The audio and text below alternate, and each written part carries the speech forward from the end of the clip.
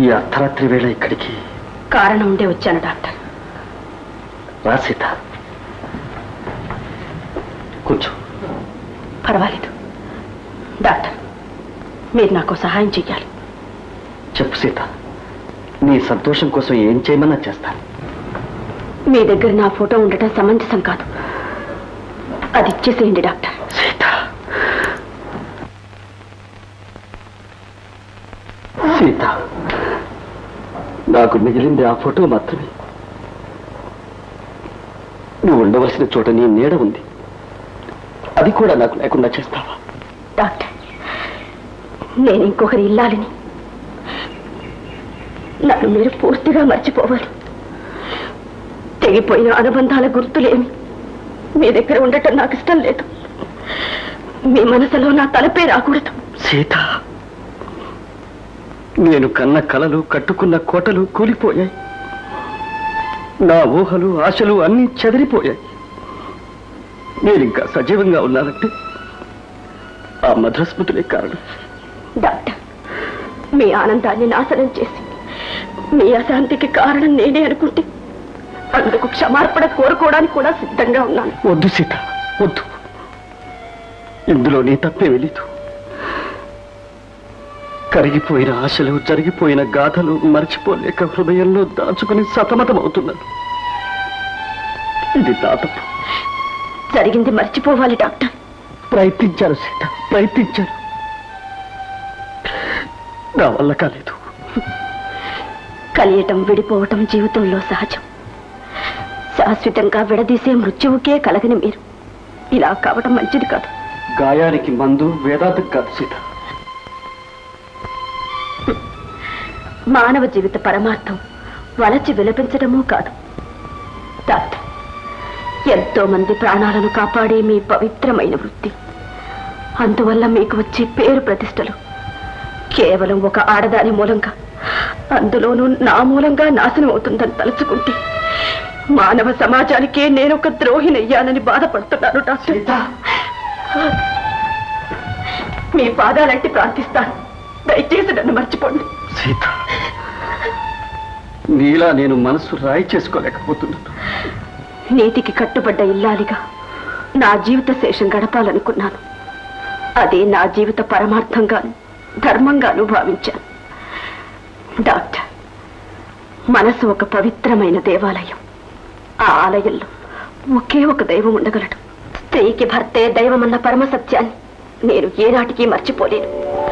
నా హృదయ మందిరంలో కొలువు తీరటానికి నా భర్తకు తప్ప మరింకెవ్వరికీ హక్కు లేదు. నిజం చెప్తున్నాను డాక్టర్, తన భర్త ప్రాణాలు కాపాడమని అర్థించే ఒక నిస్సహాయురాలిగా, ఒక రోగి ఇల్లాలుగా ఈనాడు మీ ముందు నిలబడ్డానే తప్ప ఆనాటి మీ ప్రియురాలిగా మాత్రం కాదు. ఇప్పుడు నా మనసులో మీరే కాదు, మీ తలపు జాడలు కూడా లేవు. మీరు డాక్టర్, నా కన్నీరు తుడవవలసిన వారు.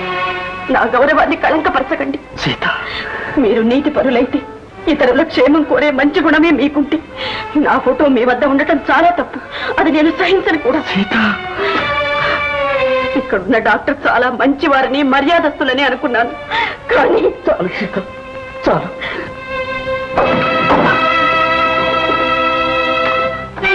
ఇదిగో, వేదనతో వేసారిపోతున్న నాకు ఓదార్పుగా ఉన్న ఒకే ఒక చింతం, అది ఈనాటితో తీరిపోయింది.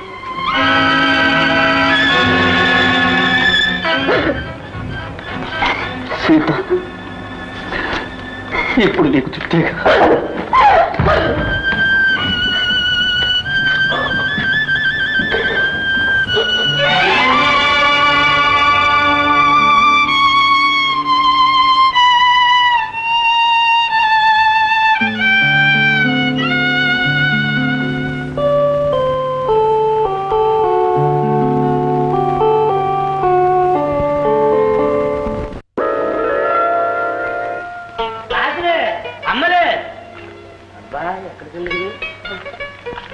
నర్సమ్మా, ఇక్కడ కాసులో ఒక అమ్మాయి ఉండాలి. ఎక్కడికి వెళ్ళింది?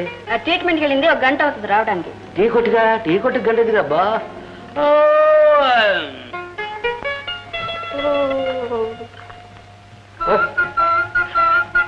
ఎవరు మంచి పక్కేసి పెట్టారే, బాగుంది.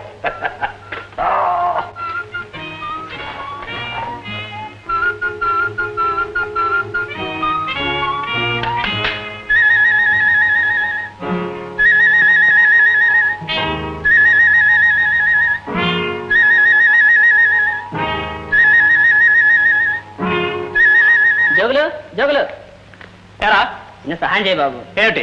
ఆపరేషన్ థియేటర్ రెడీగా ఉంది, చిన్న డాక్టర్ గా ఎదురు చూస్తున్నారు. ఆ 7వ నెంబర్ పేషెంట్ గా తీసుకెళ్ళి బాబు. పరా, నీ పనులన్నీ నాకు చెప్తావు. నాకు ఎన్ని పనులు, ఏం కథ? జగులు మనలో మన సర్దుకుపోతేలా ప్లీజ్. రేయ్, ఆ పేషెంట్ కి మొత్తం మంది ఇచ్చారా? అయ్యో, ఒక్క నిమిషం ఈ ఆసుపత్రిలో నేను చూసుకోకపోతే. ఏమిటిది?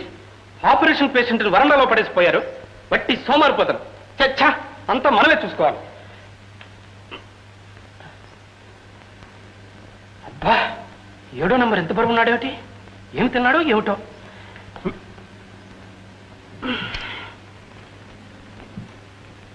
ఇంత బరువు ఉన్నాడు ఆ బాబు. జోగులు సార్, ఇతనికి ఇంజక్షన్ ఇవ్వకుండానే ఆపరేషన్ తీసుకెళ్తున్నామే. ఇది రంగ డ్యూటీ సార్, నాకు అప్పగించాడు. ఇంజక్షన్ ఇవ్వాలి. ఇచ్చేద్దాం. సార్ ఇంజక్షన్ ఇప్పుడే ఇవ్వాలా సార్? ఏ ఆపరేషన్ అయినాక ఇద్దామనే. రంగు